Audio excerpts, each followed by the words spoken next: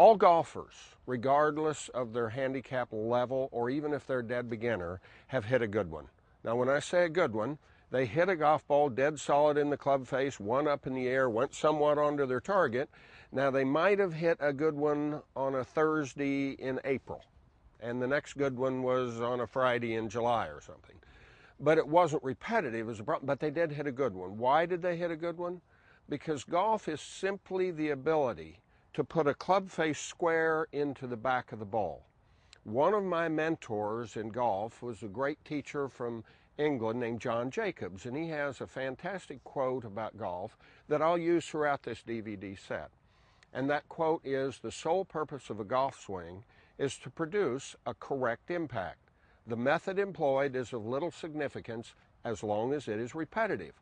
So what we're trying to do, all golfers are trying to do, is to get the club into the back of the ball square and repetitive.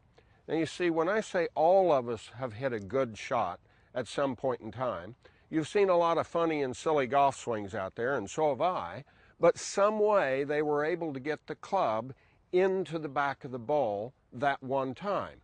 Now, I use a story to kind of illustrate what I mean by how you get into the back of the ball. If you can imagine dogs and cats, if you will, for a minute. I was a dog man as a kid growing up, had a lot of dogs. My neighbor had a cat.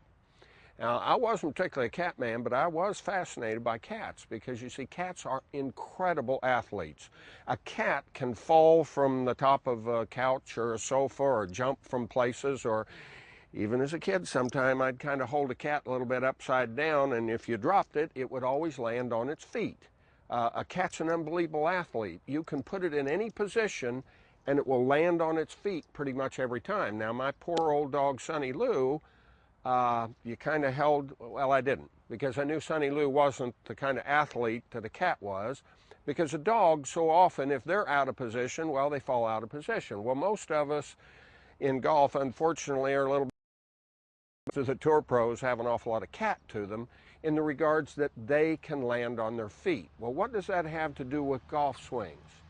Well, you see, most of us are not in what we call position to make a good golf swing. Now, position with the cat or the dog would be, is if I held them up barely off the ground with all four legs pointed straight down and let them down, they would never be very far out of position, and when their feet were back on the ground, they're back in position, you see. And the more you get out of position, the more athletic you have to be to get back into position, because the ultimate arbiter and decision maker of the position is the club face into the back of the ball at impact, because that's the position we're trying to get to repetitively.